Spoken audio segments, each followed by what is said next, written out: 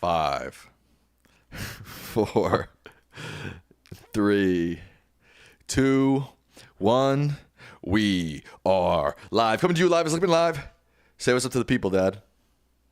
Hey, every day something more is happening. But if you want to understand it in depth and historical perspective, you come to the right place. Every day is a winding road. You know that song?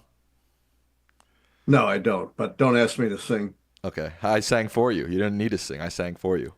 Damn good thing because you sing a lot better. What are you drinking? You showed me right before we went live, before you spilled it all over yourself. You didn't have to tell anyone Oh, that. Spindrift. Okay. Folks, he's Yeah, drinking some Spindrift. for one. Okay. All right, Dad, where do you want to start? Do you want to start with our titular topic, that is your prediction that Musk's firings will be found illegal? That everything Musk has done will be found illegal. His firings, his attempt to dismantle federal agencies, his sending out directives to federal employees, all of that, I predict, will be found in violation of the U.S. Constitution, much less the Administrative Practices Act, which establishes procedures for doing these kinds of things. But let's look at the Constitution. And remember, this is not a prediction based upon any system. It's my own gut, my own knowledge, my own understanding. So take it for what it's worth. But I feel pretty strongly this is going to happen and that the Supreme Court is not going to bail out Trump on this one. It's a bridge too far, I believe, even for a conservative Supreme Court. And there was a pretty good sign from the Supreme Court a few days ago when they refused to jump in and overturn a lower court order blocking Trump's firing of the federal official responsible for protecting whistleblowers, that is, those who might uncover corruption or illegal actions on the part of the Trump administration. Supreme Court could have jumped in and overturned that blockage, but they did not touch the case, despite, I believe, objections by guess who? Who do you think were the two justices who said we should take the case? Thomas Correct? and Come on, you know this uh, guy. uh, Say it like your name. oh, Alito. Of course. But uh, so that's a overall a pretty good sign that they didn't just jump in and help Donald Trump on this. And if you look back at the 2020 uh, course of litigation, Supreme Court was not willing to jump in to try to ratify any of Trump's claims or that of his cronies about a stolen election. They really very much stayed out of it. And of course, Trump and his allies lost every important case in the lower courts, including cases before Republican appointed judges and cases before judges appointed by Trump himself. Now, I'm not just talking off the top of my head when I say that the actions of Elon Musk will prove unconstitutional and that will stand.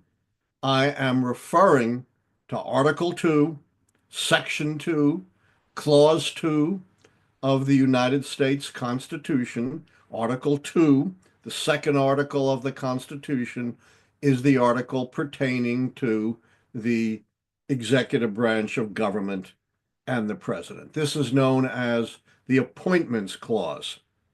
And I'm going to read it to you. It's a little convoluted, like much of the Constitution, but it's actually fairly clear.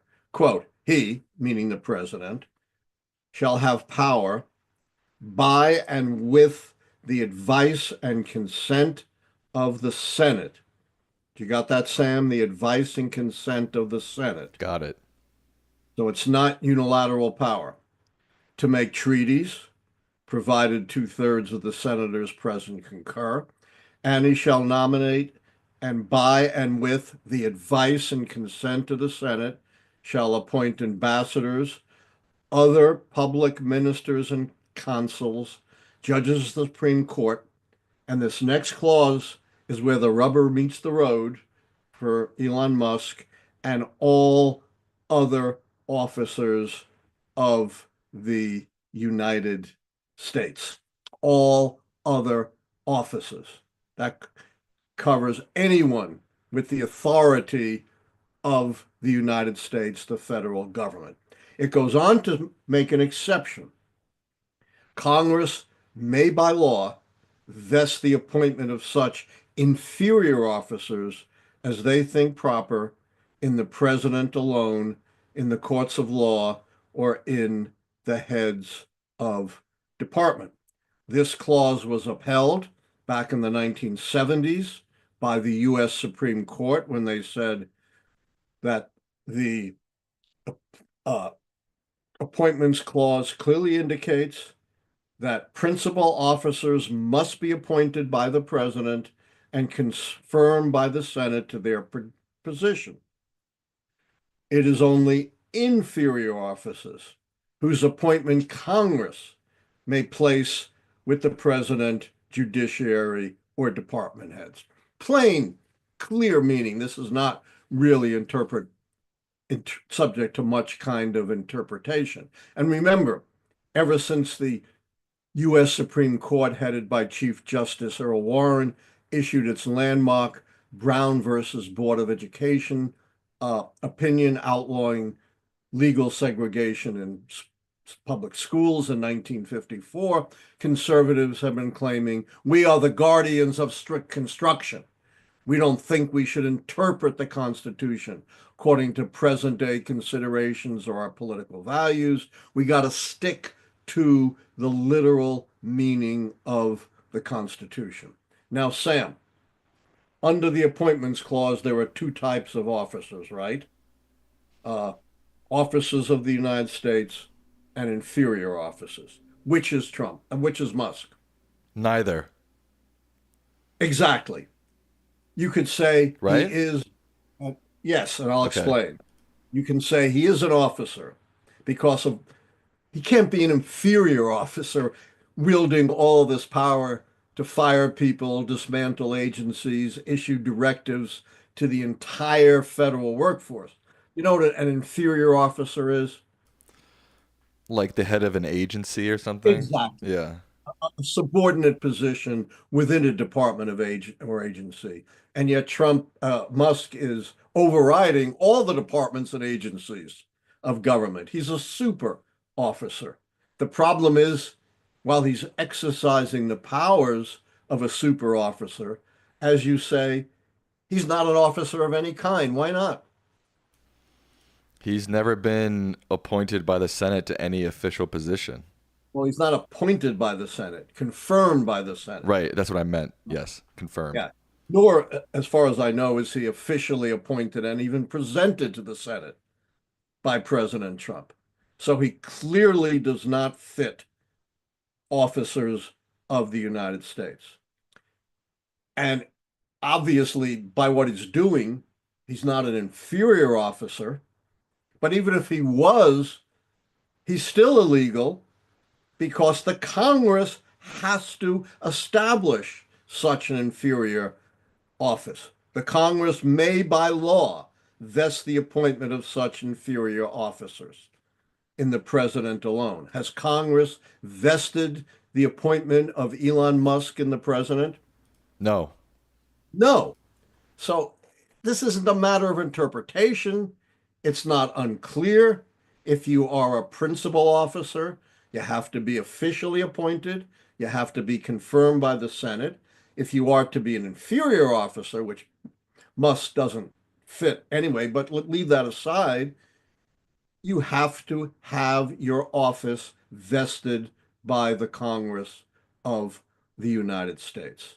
This is crystal clear in the actual wording, the strict construction of the Appointments Clause, and its clear meaning has already been affirmed by the United States Supreme Court. Well, you've convinced me, Now, this Dad. issue has not been directly ruled upon yet by the lower courts. It will be. And we have a statement by a very respected judge, Colleen Kolar Catelli, senior judge.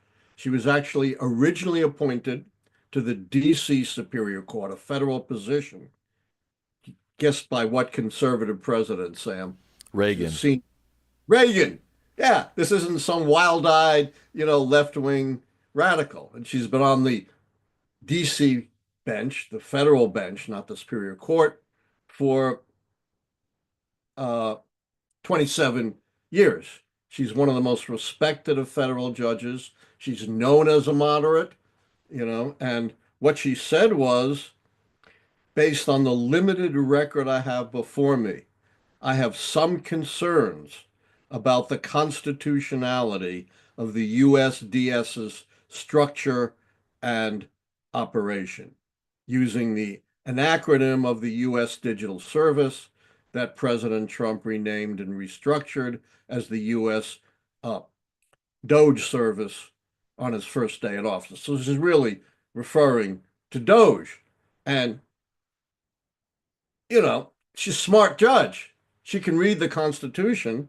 And even though, she's not fully decided that issue, we now have a well-respected federal judge raising the clear constitutional concern about what Elon Musk is doing. I think it's crystal clear that what he's doing is a blatant violation of the U.S. Constitution. And I think even if it goes to the Supreme Court, that interpretation, not interpretation, that clear reading of the Constitution will hold. But let's add to that something else that just happened. Have you heard about what 21 civil servants who are part of Elon Musk's crew have just done? I'm not sure specifically what you're referring to. No. They resigned Oh, right. in saying they refuse to use their technical expertise to, quote, compromise core government systems, jeopardize American sensitive data, or dismantle critical public services. In other words, they're saying they did not sign up for these actions that fundamentally go against American tradition and severely harm the American people. These are people who had worked for Musk and knew exactly what he's doing. And 21 of them resigned en masse in great protest to what Trump is doing, what Musk, with Trump's approval, is doing, hurting critical services, compromising our sensitive data, firing people arbitrarily, undermining government agencies that serve the American people. And we've just seen a primary example of that in deep red America. Do you know what I'm talking about, Sam? That Trump's leaving residents of this deep red state in the lurch after devastating floods. In West Virginia. West Virginia. Where is the federal government? Nowhere. No help. And we've seen Trump saying, he doesn't like FEMA, Federal Emergency Management Agency, that provides help. He thinks the states should just do it all by themselves. And of course, in these red states, the governors and the Republican legislators did nothing to provide for prevention or restitution of these natural disasters. Just another example of who's getting hurt the most. It's Donald Trump's own constituents in the red states. And who benefits the most from government programs, Sam? I don't know. The red states, because they are the poorest states. States like Mississippi, Alabama, Arkansas, Louisiana. These are among the poorest states in the nation, and they most benefit from federal government benefits. For example, Medicaid, which they are seriously considering cutting, whereas it's the blue states like New York, New Jersey, and California that provide the bulk of revenue, but get less on a percentage basis than do the red states. Trump promised, I'm going to do everything, for ordinary Americans. I'm going to combat these elites. I'm going to be a populist. And what has he done so far for everyday Americans, Sam? He released the JFK files. I mean, the RF. Yeah, Yeah, that's what he did. that's for elitist scholars like me.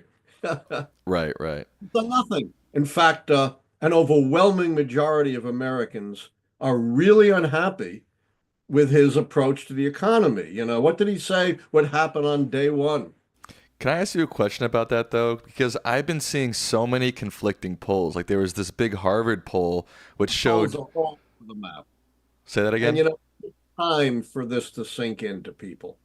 And look, what have I said about the Democrats, the opposition? I don't know.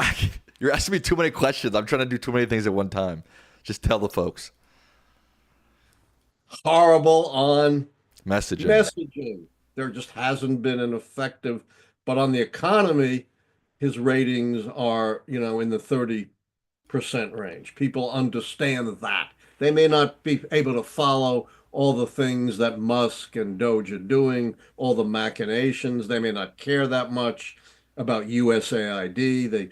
As I said, the average person thinks a third of our budget goes to foreign aid when it's, 1% or less. So all that really hasn't sunk in, but the economy, people understand that.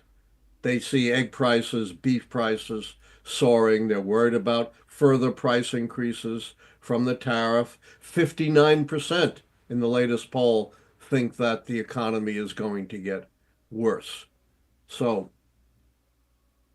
you know, I understand They're just polls all over the place. all over the place because, he's anywhere from 45 to 53% approval, depending on which poll you look at. So how are Americans ever supposed to understand, at least even get a snapshot? Like even polls are snapshots, but it doesn't even seem like we have an accurate snapshot of like where the American psyche is at because the polls are they just broken? I mean, what's going on? I'm not a big fan of the polls. The Right. error margins are huge, at least 7%, which could explain the great disparities in the polls. We're not going to have really good polling data for months. These instant polls, when most, except things that directly affect people like price of eggs and beef, when all these other things that people don't understand are going on with such a whirlwind pace, it hasn't sunk in yet. So I think, 6 months from now will be the first time the polls are meaningful. But, if you take the average of the polls, he's at something like 48%, the lowest in the history of the presidency for the first month, except for Donald Trump's previous term. Right. Another sign that you're right about Elon Musk is there was a government oversight agency that has already said that Elon Musk's mass firings are illegal. So that's a good sign That's pointing. the special counsel within the Department of Justice, right? The Yes. office, not like the special prosecutor. It's special counsel that rules on legal and constitutional matters. And I think I posted that on X that they have ruled that what Musk, the problem is, you know, how do you put the water back in the bottle? In other words, That was going to be my next question for you. You know, there's thousands of laid off employees. You know, there's entire agencies, USAID, that have crumbled. How are we going to reinflate them? How are you going to get thousands of people back to work? you're not, So, unfortunately. You'll get some repair, but the damage has been so extensive and so critical that you're not going to repair it in its entirety. And that's truly sad. And I think they know that. They're going to do as much damage as they can until they're stopped. And even when they're stopped, they continue to do damage. The court just said, you didn't obey our order to unfreeze these grant funds. You just didn't do it. You didn't openly oppose our order, and we're giving you till, I think, tomorrow to comply. So even if, there's big court victories on this, that Trump is going to slow walk any possible repairs to the damage that already has been done. Now, as I was saying, what has Trump done for everyday Americans? Hasn't done anything about the economy. It's getting worse. Inflation's getting worse. He can blame it on, Biden, Obama, Franklin Roosevelt, Woodrow Wilson, whatever. It doesn't matter. It's his economy now. And as Herbert Hoover, someone who should know, once said, presidents get the credit for the sunshine and the blame for the rain. So I can't think of anything he's really done to help ordinary Americans. And I can think of lots of things that he's done that hurt ordinary Americans, firing people. These are people who need the jobs. They don't seem to give a darn, they're billionaires, about the human suffering that they've caused, not just to the fired person, but to their entire family. People are now struggling to pay their medical bills, feed their kids, pay their rent, pay their mortgage. How does this help ordinary Americans? And if you're taking money out of these people's pockets, that's also going to hurt the economy and put more pressure on government benefit programs and increase the deficit and also reduce the amount of taxes you're getting from any of these people. How does it help the American people to undermine life-saving medical research, the kind of medical research that Donald Trump actually sponsored in his first term that led to the COVID-19 vaccines that saved hundreds of thousands of lives? How does it help the American people to have an anti-vaxxer as head of Health and Human Services? We're already seeing in Texas what happens even when vaccine rates go down to a small extent. We have an unprecedented measles outbreak, something we haven't seen since the advent of the measles vaccine. How does it help ordinary Americans to undermine FEMA and not provide critical life-saving aid to places like West Virginia that are under flooding? How does it help ordinary Americans to cut off our access to life-saving health information, which will be vital to saving lives if we have another pandemic? And we will. I don't know when, but pandemics are certainly not necessarily a thing of the past. And the thing is, the Republicans and Musk and Trump, their new three favorite words are waste, fraud, and abuse, right? And they keep repeating this line over and over and over again. But we still have yet to see if any of that money from the waste, fraud, or abuse is ever going to see, if any American is ever going to touch any of that money. Is it going to go to tax cuts for hold on, let me finish. Is it going to go to tax cuts for the rich? Are we really going to get a $5,000 check? Nobody really knows. Look, even if you got a check, which I don't think is going to happen, it's fundamentally immoral to take money out of people you fire for no good reason, right? Not because they're badly performing, arbitrarily, because you want to clear the way for big tax cuts, which is also what these tariffs are all about. But I don't think you're ever going to see that money. I think it's all going to go into the big tax cuts, which are going to balloon the deficit and not provide any surplus. You got to understand, employment is a tiny percentage of the federal budget.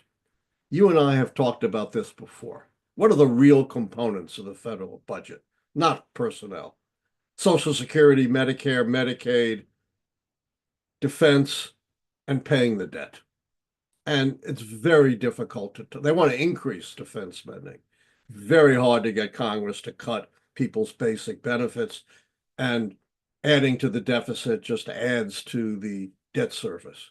So it's all a charade. It's all made up. They haven't documented billions of dollars in waste, fraud, and abuse. They just say it, just like they say immigrants are eating your pets, or everybody wanted to overturn Roe versus Wade. They just make these things up. They say them, and supposedly they give them political cover. Yeah, for sure. And I think something that probably people don't realize in their day-to-day lives, and I didn't realize this until it started happening, but like, for example, like the University of North Carolina college system, right, gets a lot of federal funds, a lot of government money, and then that goes back into the community. I mean, North Carolina is one of the biggest growing states in the union. A lot of that, and the biggest employer in that state is the University of North Carolina education program. So not only does federal money go into useful things, it then stimulates locals' economies that utilize those things, like the University of North Carolina. And the University of North Carolina hosts. It's not just a school, right? It has hospitals. It has research labs. It has it is the backbone of like the entire state of North Carolina's economy, basically.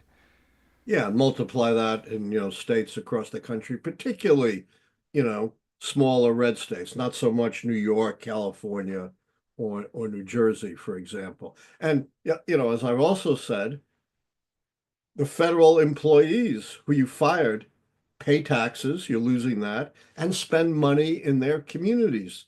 They're not going to have that now. Yeah. I want to get your reaction, Dad. The House has just passed their budget. So the GOP and Republicans were able to get their budget through the House. What's your reaction? That just happened. A I'd few. have to see the budget. But if it cuts Medicaid and other vital services in order to clear the way for a tax cut, it is one of the biggest disservices to the American people that we could possibly have. I believe it does. I believe it's the original budget that they proposed. It did pass. It still has to. Disaster. We've already talked about it on this show. 13 plus trillions of dollars in the last 25 years or so transferred, not from the bottom, but from 99% of us, almost all of us, to the top 1%. And all this flash and dash and waste and fraud and DEA and transgender is all designed to DEI, not DEA. DEA is the Drug Enforcement Agency. DEI is all designed to detract us and distract us from the real issue, which is this enormous disparity in wealth and income between the 1% and everyone else. And everything that Trump is doing is designed to make that worse, but to keep you focused on all these other things. Has any Republican voter been harmed by the fact that we have transgenders or gay pride parades or gay marriage or any of these other things that they rail against? You know, I once saw a famous cartoon. I might have been in the New Yorker, and there's this very attractive couple in bed, and obviously the man hasn't performed. And the wife says, I know what it is. It's that gay marriage, right? And he says, yeah, that's it. Yeah, apparently this trying to find an exact number, but yes, this um the one that passed did 88. Here it is. Ahead of the vote, Republicans from northeastern states were particularly wary of plans to cut 880 billion over a decade from federal health and energy programs, which they fear cannot be achieved without cutting Medicaid. So that did pass. I mean, it's not law, but it did pass the House. Social Security or Medicare. We talked about that. There isn't any other money sitting around to achieve cuts of that magnitude. And the tax cut's going to be way bigger anyway. Right. But it'll still need to pass the Senate before it becomes Yeah, law. but we know, what kind of backbone the Senate has, right? Yeah, but this is, I don't know. I don't think, I agree. I usually don't give any credit to the quote unquote moderate Republicans, but $88 billion in health cuts and energy cuts. I don't. They don't care. You have to understand that. And look, you think they care about American health and they confirm this purveyor of conspiracy theories and quack science that's going to hurt us all, RFK Jr. as HHS secretary? Come on. You may be right, but I'm not optimistic. It seems like it was hard for them to even get it through the House, which is, pretty right wing. Yeah, but they have a bigger margin in the Senate. Yeah. I don't know. Yeah, I don't know. I usually don't give people like Susan Collins or Lisa Murkowski credit, but I don't know. I can't see Not them. enough. They need 5 votes. 4 votes have to go against it. Right. Yikes. Um, Did you see that Trump announced today his instead of they're still gonna have a green card for immigration, but now there's a gold card where you can pay $5 million and instantly become like a resident of the United Is that States. going into Trump's pocket or into the Treasury? That's a good question. He was also You it. guys sell speakers and playing cards and Bibles. Now he's selling green cards. That's what he announced today. Again, I don't know if it'll become law or if it's constitutional or illegal, but that's what he said. There are so many lawsuits. But, here's the bottom line. If you're rich and probably white, can pay 5 million, come on in. The rest of you, to hell with you. Does that mean Vladimir Putin could pay $5 million and boom, he's a U.S. citizen? Apparently, I mean, I haven't seen the details, but yeah, right. Who's this guy Assad who just got deposed in Syria? Sure, he's got 5 million to come to the U.S. as a citizen. Man, can you imagine? Like you were just talking about, the widening gap of wealth and inequality. I mean, if that, I don't think it's actually become real, but if it did, I mean, think about how worse that would be. And Trump is saying, oh, they're going to come in and pay all these taxes. It's like, yeah, how often do rich people just voluntarily come to a new country and they're like, yeah, take all of my money in taxes? Yeah, right. I'm planning to post something humorous, and that is, what does it take to be a celebrity in America? Number one, you order only off the menu. Number two, you never drive yourself or hold your own umbrella. Number three, you never pay taxes. Number four, you take more than an hour to get ready in the morning. Number five, you have a Wikipedia page. Number six, you get stopped on the street. Number seven, you get laughed at by late night. You like that? Yeah. Yeah, and not paying taxes is part of it. Let's do one more quick topic before we move on to questions. What was your reaction to the UN vote where the United States voted, I guess, not to condemn Russia, or what exactly happened? Yeah. Vote, you know who they voted with? Russia, Russia and North Korea. China, and Belarus. Oh, okay. And North Korea, the worst countries in the world, the most dictatorial, most oppressive countries in the world. This is one of the most shameful moments in modern U.S. history. And who was it that were the strongest, most powerful opponents of the Soviet Union and Soviet expansionism back in the day? Republicans. Republicans. And now they're just bending over to the dictators of the world and, fundamentally rewriting I thought we history. said no more bending over analogies. Oh, sorry about that. Yeah. Bending the knee. How about that? Kowtowing. How about that? Okay. Yes. Okay. And, totally distorting the truth. This is the hallmark of authoritarianism. Every authoritarian government, one of the first things they've done is attack the truth. The Nazis burned the books. The Soviets, when they came in, registered every typewriter. This is, back 100 or so years ago, registered every typewriter so that they could check and make sure you're not writing anything subversive. Even scientists had to conform to the communist version of science. A great book by Guriev and Tryanin, Spin Doctors, explains that the hallmark of modern authoritarianism is not necessarily violence, the point of a gun, it's the control over truth. There you go. All right. You ready to get to some questions, Dad? Yep. All right. Some quick We housekeeping. What? have a poll to take before we get to questions. What poll? Do they think that Musk will be declared unconstitutional? Okay, let's do it. Will Musk actions be declared how do you spell unconstitutional? UNCONSTITUTIONAL. I got it.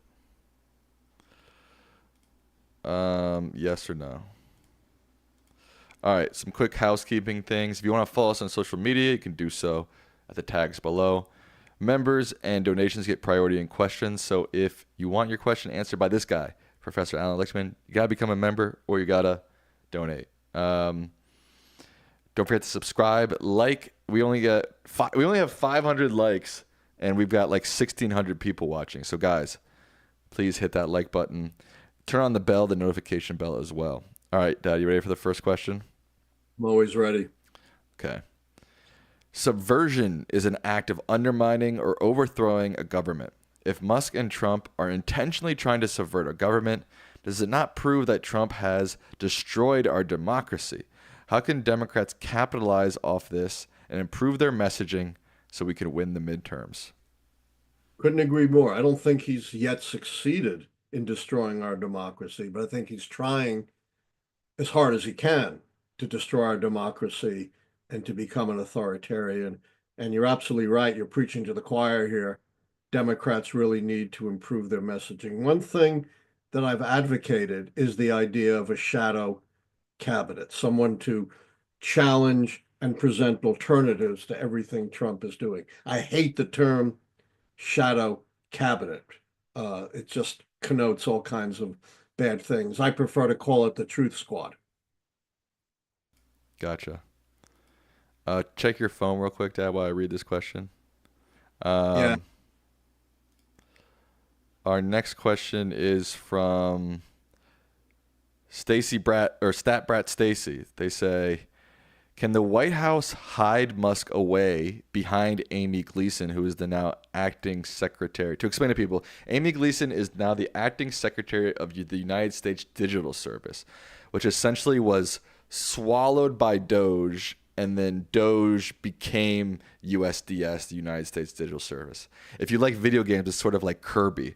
You ever played with Kirby before, Dad? Kirby inhales his opponents and then becomes his opponents. So that's the best metaphor I can. But Amy Gleason, go ahead. Go ahead. Amy Gleason is now the acting secretary of USDS, which is essentially Doge. And their question is, can Musk hide behind Amy Gleason, the acting administrator? Hasn't Trump said that Elon is Doge repeatedly? Repeatedly, he said it. So I think that's just to use a term, a dodge. I don't think that would, have any legal weight. I'm not a lawyer, but that's my opinion. You're not a lawyer? Not yet. Not yet, yeah. Oh gosh, this is a really long one. Okay. Given your expertise in political history and forecasting, how do you see a Musk-style reactionary approach to workforce reductions if applied to federal agencies, affecting long-term government efficiency and political trust? And what might that mean for upcoming electoral and tax policy debates? It's quite frightening. As the 21 people who resigned said, he's undermining expertise and critical functions. That means, unless this can be repaired, and we talked, even if, it gets overturned in the courts, it's never going to be fully repaired. And that's going to have negative long-term consequences. Talk about, waste, efficiency, abuse. Cutting the heart out of government expertise is only going to make all of those things worse, not better, as they claim. And, we've seen just how incompetent they are. We don't want these people, running our government. They are so incompetent that they fired dozens of officials in charge of keeping our nuclear weapons safe. Get that. They fired people in charge of keeping our nuclear weapons safe, and now they're scrambling desperately to try to rehire them. Would anyone with an ounce of competence, an ounce of knowledge, have fired those people? Of course not. Our next question is from Arcturus Druid. They say, what do you think about the firings by Hegseth of the Joint Chief of Staff Chairman C.Q. Brown Jr., the Chief of Naval Operations, the Air Force Vice Chair, and the firings of top lawyers, JAGs, etc.? Has anything happened like this before historically? If so, when? Is there anything we can do about it? No, hasn't been, an historical analog. Yes, generals do get fired, but this kind of purge of the military is without precedent. And, I talked about what dictators do to gain and cement their power, primarily is to rewrite the truth according to their own political interests. But I would have to say maybe a very close second or equal is taking control of the military. That's of critical importance. And that's exactly what Trump is doing here. You know, George Washington, you know, the founder of America, in a sense, arguably our greatest president, certainly one of our top three presidents, was very insistent. He was the commander during the Revolution. He was offered a kingship and turned it down. He was very insistent that we have a non-political military headed by civilian authorities because he understood the dangers of a politically driven military to the future of America's democratic republic and kind of a military that serves the Constitution and serves the nation, but does not serve the political interests of a particular president is one of our most important traditions, and Trump is trampling on that. I'm not going to get into it now, but there's credible evidence from people who heard this, including John Kelly, a retired four-star general, Trump's former chief of staff, that he talked about wanting generals like Hitler's generals. We'll talk about that a little bit more in a later show, but I can't tell you how chilling what you pointed out about the purge of the military represents, particularly since Trump may well invoke the Insurrection Act, declare a national emergency, declare martial law, and have the military control our elections. Not impossible. Professor, this is from Suki Bomb. Professor, I am on the job search because my NIH grant expires in a few months. Thankfully, they haven't pulled the plug on us. Now I'm very worried because with all the federal workers being laid off, I have so much more competition in my job search in the field of health slash education communications. How do you think what Trump slash Musk is doing to eviscerate the federal government will impact the economy and job market? Do you think we are headed for a recession? And would that persuade voters against Trump slash Republicans? I think we could well be heading for recession. I talked about this earlier. I have a lot of compassion for that audience member. He's absolutely right. You're reducing the tax uh, being paid by workers from the federal government.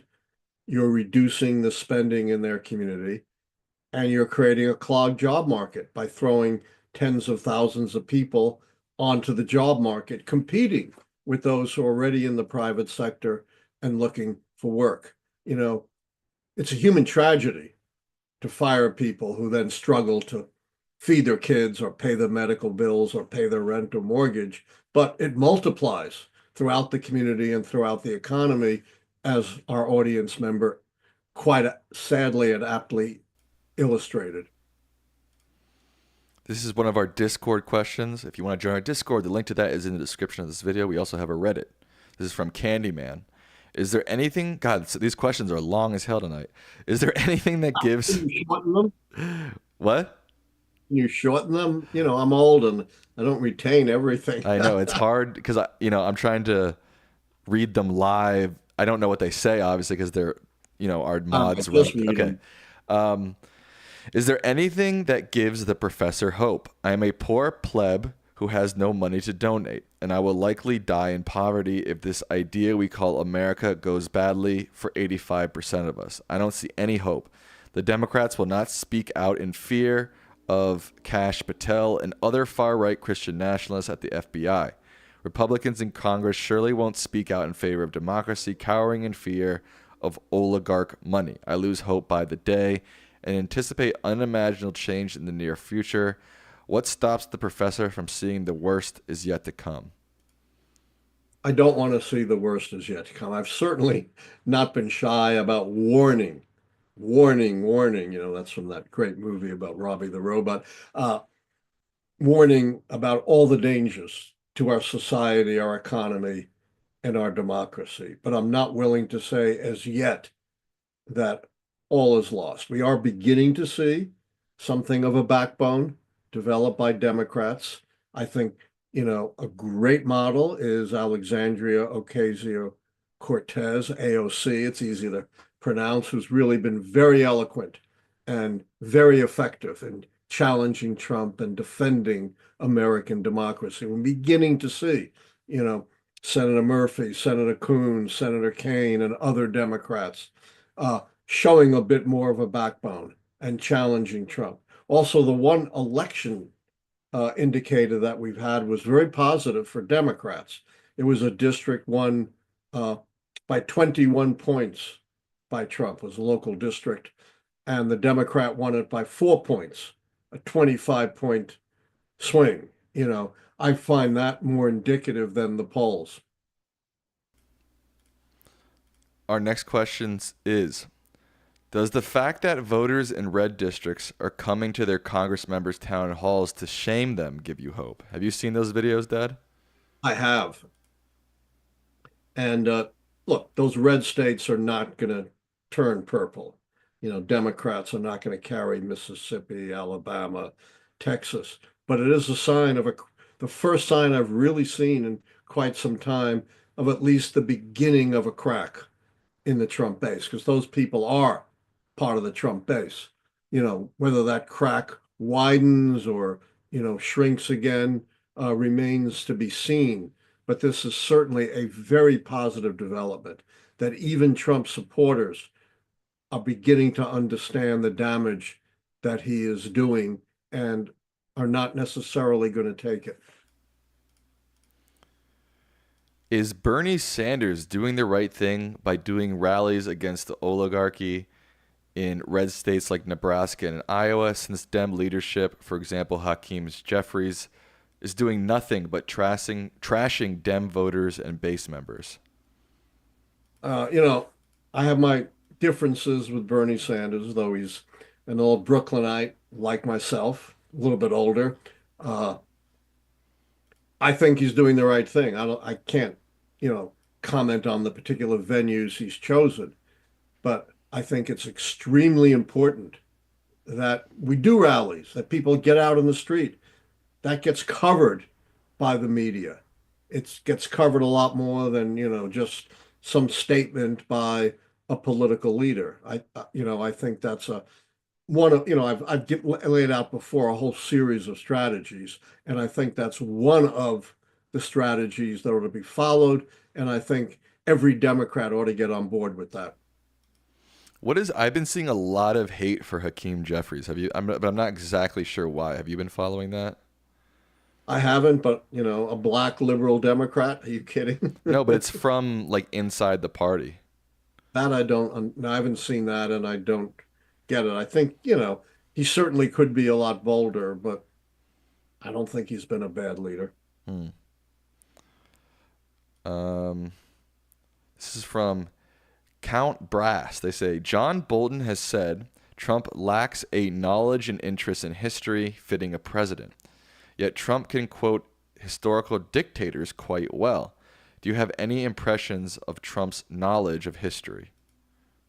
The only impression I have is none. I've never seen Trump show any accurate knowledge of history of any kind, even the recent history of the war in Ukraine. He's totally, falsely fabricated an alternative phony history. Maybe that's because he doesn't know, but I think, he doesn't care. I don't think he takes a whit of time to understand what history, even American history, is all about. Look to the 1776 report. He didn't write it, but he appointed those who did, and he endorsed it. It's a complete distortion of American history. Dozens of the nation's leading academic organizations condemned it. The American Historical Association, its executive director, condemned it as a history that has no bearing on the last, 4 or 5 decades of scholarship, but is completely fabricated and made up. You saw that Macron fact checked him too, live in the Oval Office. Did you see that? I did. Yeah, about Ukraine funding and money. Yes, nothing makes Trump angrier than fact checking Yeah. because, everything important that he says is a lie. How familiar are you with the 1919 flu pandemic? Were the economic consequences as catastrophic as COVID? The economic consequences were, yeah. We wrote an article about that. Do you remember that? For The Hill, way, way back when COVID was first starting. It was, Yes, I do. So I want you to answer this question then. well, we looked at life expectancy. Well, we looked at life expectancy. We didn't really look at the Yeah, economy. but they're all tied together. It was called um, like bad economies don't kill people, pandemics do. And it was when Republicans were all saying, you know, oh, we have to worry about the economy first, and the economy can cause just as much death as a pandemic did. And we went back and we looked at life expectancy, and the biggest dips are when there are global outbreaks of pandemics, not when there's bad economies. In fact, I think we saw during the Great Depression, I think we saw a slight increase in life Yeah, expectancy. exactly. There's really very little correlation, a very strong correlation with uh, pandemics. And the pandemic was also associated with a very sharp economic recession in 1919 and 1920 in America. This is from Bilal Nadim. They say, have six keys already turned against Trump: the short slash long term economy key, the foreign policy success and failure keys, scandal, and social unrest. You're way ahead. You haven't even thought about that, have you? To call any keys Yeah. at this point, but I see where you're coming from, but I haven't called any keys yet. Professor, I am especially disappointed with Hakeem Jeffries. I guess someone heard me Oh, let's talking. hear that. Unfortunately, he's the prime example of a spineless Democrat. Why isn't he just as passionate about stopping MAGA as he was about forcing Biden out? Good point. I haven't followed that in detail. You had mentioned he's getting a lot of internal criticism. Uh, yeah, I think he should be doing a lot more. I don't think he's been a bad leader, but I do think he should be doing a lot more. I think the model that Democrats need to follow, I hate to say this, Bernie Sanders, and I don't mind saying it, AOC. Why do you hate to say Bernie Sanders? Because, I think Sanders has really hurt the Democrats more than helped them. You think so? Yeah, I think I the think Democrats have hurt them. Alan Hillary Go, in go ahead. Italy in 2016, she would have won. So you're mad at him because you think but like, don't you think it's Democrats' own fault? Like, he's extremely popular, and a lot of the policies that he pushes are poll really well. Shouldn't the Democrats have moved I'm towards talking him? about policies. I'm talking about, the fact that I think what he did led to the election of Trump. And I can't really forgive him for that. You're It was a saying, quixotic crusade, that had no chance of winning, that only undermined and divided the Democrats. And he's not even a Democrat. but what are you supposed to say? You're supposed to say certain people shouldn't run just because maybe. No, got an absolute right to run. Of course, I'm not saying that, but I am saying there are consequences to what you do, even if you have a right to do it. Yeah, I don't agree with you. I think. I know I have a minority position on that, but I'm not a fan. But I also admire a lot of what he does. So I have a very mixed opinion of Bernie Sanders. I mean, that's I do like, admire a lot of what he does. it's also, I feel like it's like hindsight is 2020. What if Obama had run in '08 and, made Hillary lose, or Hillary still won, but barely, and then she lost. And then you'd be like, oh, Obama, he should have never, you know This what I is in mean? hindsight. I said at the time, this turns a critical key. Okay. Um, But don't take it too serious. As I said, there's a lot I admire in Sanders, but I do have issues with what he's done within the Democratic Party. But I also admire a lot, and I said he's one of the models. I don't know. I just think you get into a slippery slope when you're telling people if they cannot run. You misinterpreted me. I never Ah, said that. The absolute right to run, but decisions have consequences. okay. Another Sanders question. Will Oh my Bernie God. will Bernie Sanders' economic populism prevail in the Democratic Party just like Goldwater's conservatism did with the Republican Party?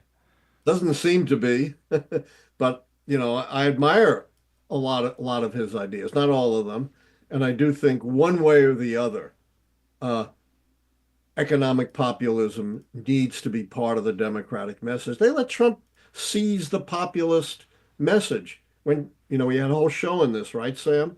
Right. Is Trump a populist? Hell no. Hell no, he's the opposite of a populist.